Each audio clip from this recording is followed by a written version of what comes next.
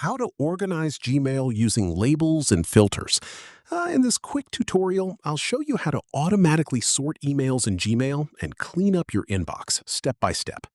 If this helps you out, make sure to like the video and subscribe for more quick Gmail tutorials. First, open Gmail and go to your inbox.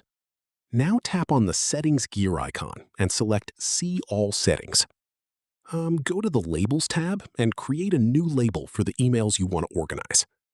Then name your label, for example, Google, and save it. Next, go to the Filters and Blocked Addresses tab and click on Create a New Filter.